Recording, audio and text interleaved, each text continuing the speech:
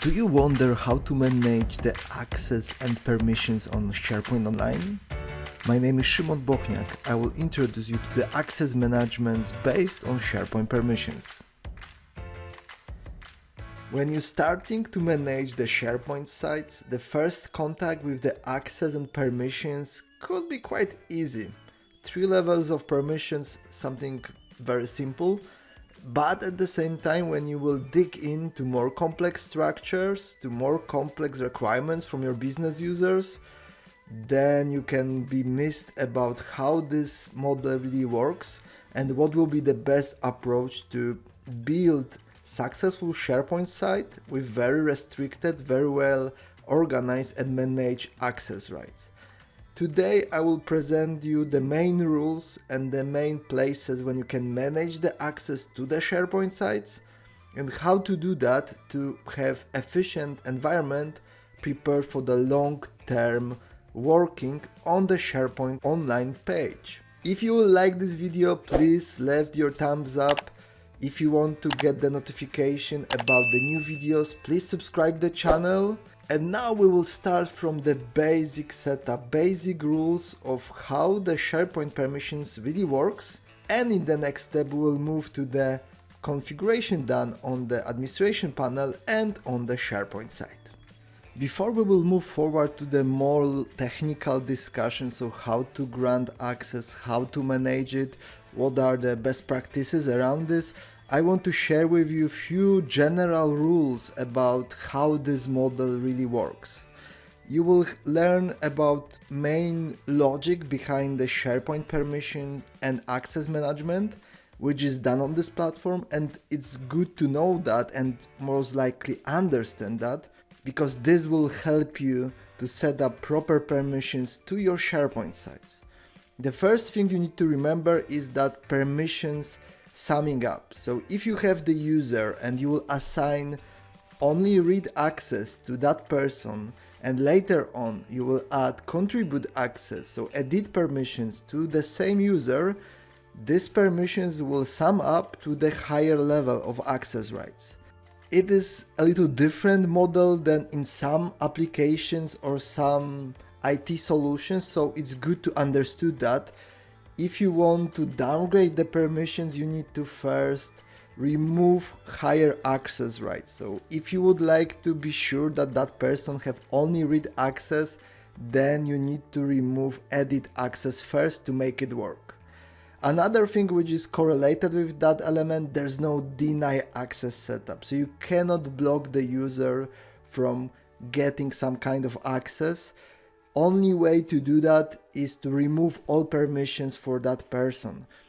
Also, this is something quite unique to the SharePoint in general, so it's good to know that there's no workaround to handle that from your perspective. And the last thing, which is quite bad luck at this moment, there's no good diagnostic tool that will tell you on what level who have really what kind of permissions. So you need to dig up a little to find out what kind of permissions are assigned to the specific person. There is one tool I will share with you today, but you will see this is not the greatest application. Maybe in future this is element that will be modernized, but today this is the only thing you need to know. Again, what does it mean? If you will have very complex permission structure, auditing of that kind of structure and checking the permissions for the specific users will be very difficult. Remember about that and try to keep your access right as simple as possible, because if you will make it more complex in longer term, it will be more difficult to maintain that. One thing which could help you in maintaining the permissions on the SharePoint site is possibility to use access request management. So there is an application, there's a feature on SharePoint site that allows users to request the access to the site. So they don't have to send the ticket to service team, to the help desk, then they contact you as a site owner of the site to grant that kind of access rights to the specific SharePoint site. There is a feature that allows the user to send that kind of request directly to you. That's perfect solution, but remember, if you will have very specific permissions or setup of access rights on your SharePoint sites, only requesting part of this feature will work for you, because it will not transfer the person to the very specific user groups. It will just add access to the element that user requesting to grant the permission. But again, this is still quite fine solution, speeding up the management of the SharePoint site. It's good to understand that something like that is present there. From perspective of the way how the permissions are structured on the site, some naming convention will be also useful here. SharePoint sites are also called site collections. This is some kind of legacy statement from old on-premise times, but it's good to understand that.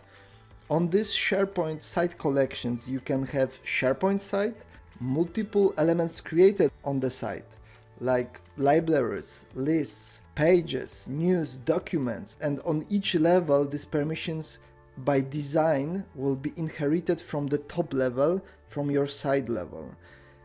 Of course, you can change that. So broke the inheritance of the permissions and set unique permissions on any level you want. So you can see you have a lot of flexibility to grant very unique setup of access rights. But again, you will need to find out the best approach to do not overcomplicate your life from maintenance perspective.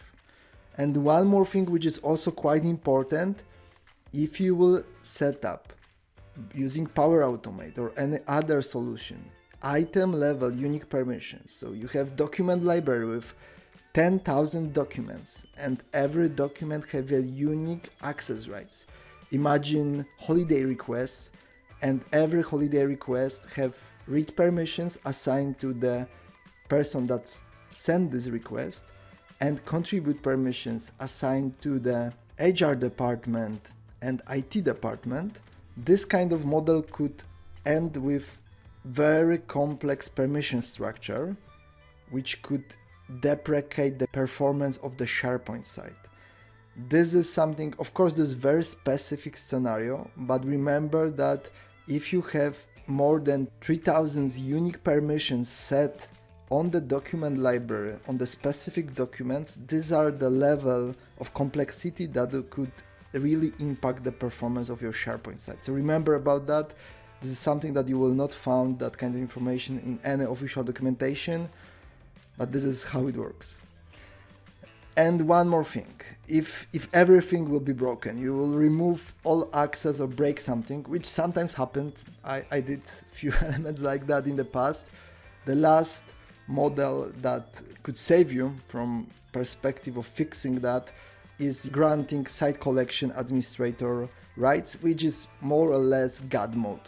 So you will have access to everything. You will not fit into the specific unique setup of permissions on the SharePoint site. This is the God mode when you can do anything, you have access to everything. And this is the life-saving solutions if something will totally broke from perspective of the way how you set up the permissions on your SharePoint sites. So remember about these rules. These are quite important elements from perspective of the management of the SharePoint permissions. And now we will go to the SharePoint itself and see how you can set up these permissions, where these useful applications are present that could help you to maintain that permissions in the longer term. From perspective of the SharePoint access management, the one thing you need to also remember that if you need to restore the access to the SharePoint itself, you need to grant yourself SharePoint admin rights. To do that, you need to log into Microsoft 365 Admin Center, go to the roles and role assignments, and find SharePoint Administrator and assign people or yourself right in here.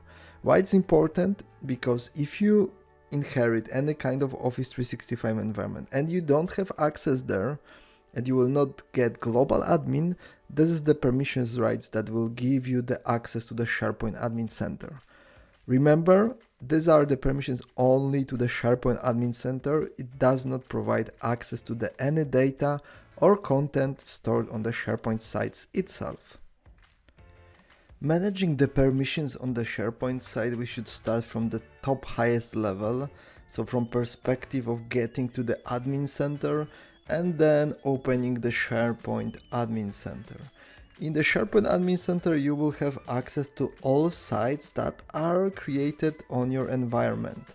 In such scenario, when you will open such site, you will have possibility to manage the permissions to this specific site.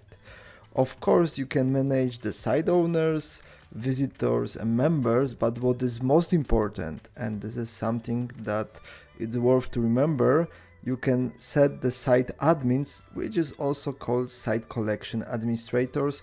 As I said, this is more or less God mode for your SharePoint site. So if for some reason you will inherit the SharePoint site, or you will have broken permissions or problems connected with the access management, these permissions will grant you access to everything on the SharePoint site without any limitations. Remember about that, because this is quite important. In the active sites, you are able to get and assign site collection administrators, which providing access to everything on the SharePoint site.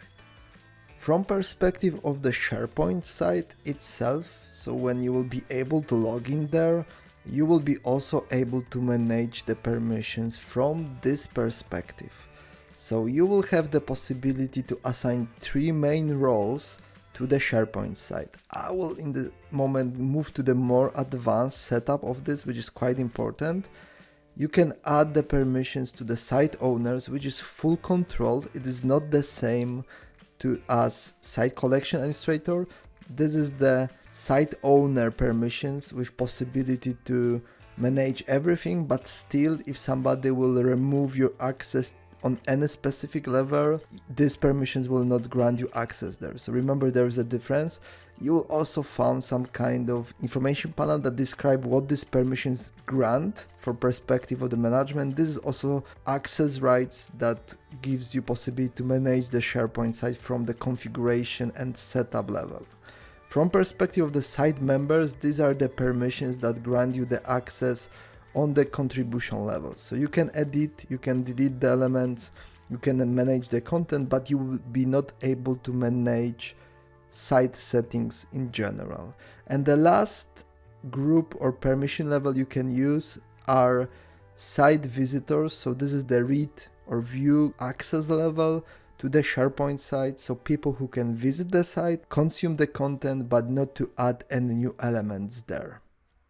What is also quite important, only site owners from this perspective can manage the access rights on the SharePoint site, plus site collection administrator. This is super simplified model how you can manage the permissions, and in 90% of simple SharePoint site, this is something that will be totally enough for you. So you're setting the permissions on the top level, all that access rights will be automatically inherited to all document libraries, all lists, all documents, all pages, all news. So you don't have to dig in more details there.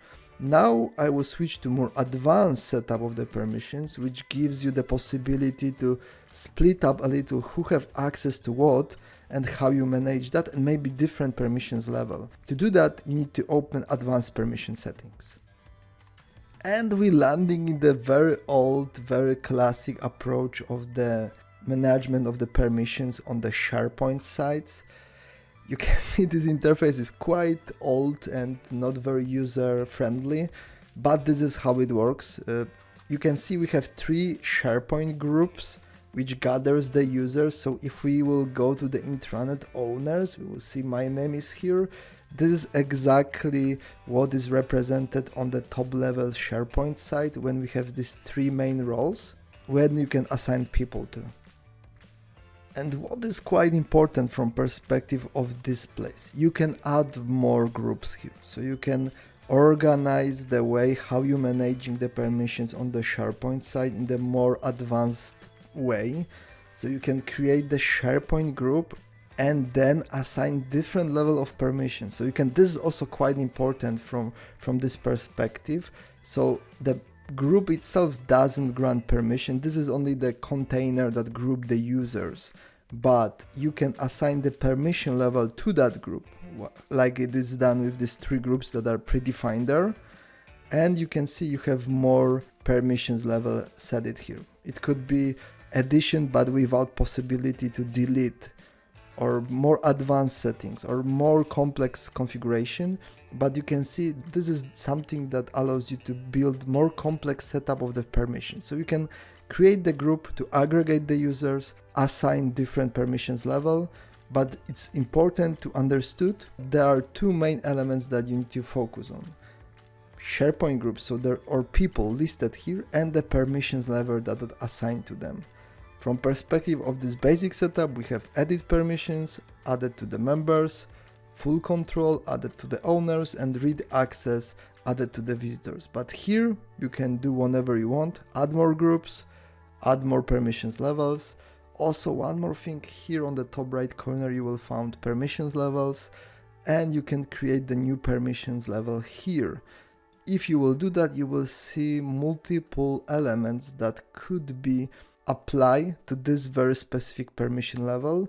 Moreover, if we will go back there and if you will open existing permission level like contribute, you can create permissions level by copying it and just doing small adjustments here. But again, this is more advanced model if you have very specific business needs to manage the permissions exactly this way.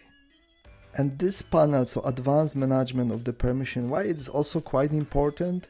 Because you have additional elements that are also useful here. Site collection administrator, you can add additional site collection administrators here, but to do that you need to be already site collection administrator. So if you have the person who have these access rights, but you don't have access rights to the admin center of SharePoint, you can add another site collection administrators right here. This could be very useful in case your IT team is not that responsive that you can expect. And two more things, check permissions. So this is the space which allows you to get simple report about the user permissions, and you can generate how this access is set on this SharePoint site. You have possibility to see exact report how this access is set to this specific location for this user. But again, if you will drill down and see how it looks like, is not that great, and probably you will not be able to use it as some kind of auditing solution, especially if you will get the request, grant me the access exactly as another user have. This is working only on one place, not building the detailed report through whole structure. So you can see this is not the great solution, but again, it could help you in cases that you need to dig in and analyze the permissions. And the second thing I mentioned, access request settings. You can allow people who will get access denied error message on the screen to send the request to grant the permission. This is also something that could help you, but remember, if you will have more complex, more structured permissions rights assigned to the SharePoint site, do not automatically apply the request, just use it and manually set the permission. So add person to the specific SharePoint group or assign specific permission level. One more thing, what I could advise you from perspective of the SharePoint permissions management, focus on using groups rather than unique people. It will be much easier to manage it this way, but again, sometimes it's not possible.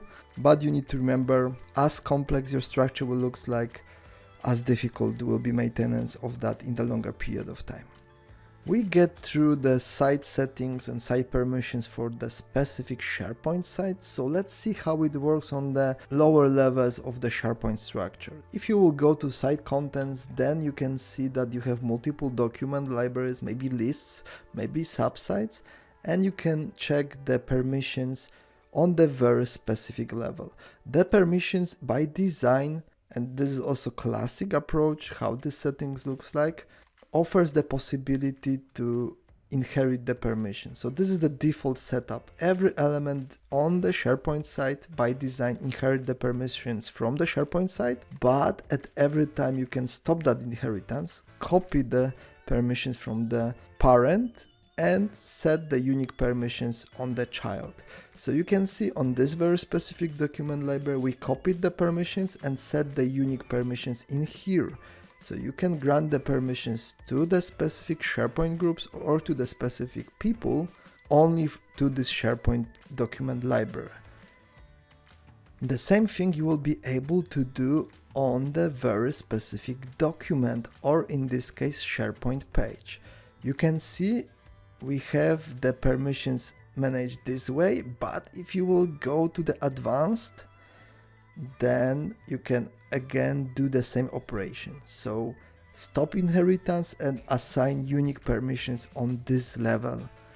It gives you the possibility to build very unique setup of the access rights or permissions to the specific document libraries, to the specific documents, or to the specific elements on the site pages list or the list itself. But again, remember that it works perfectly well.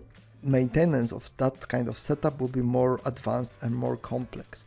I'm showing you all these options to show you that it is possible, but again, remember that as simple it will be, less work you will have to maintain that kind of configuration.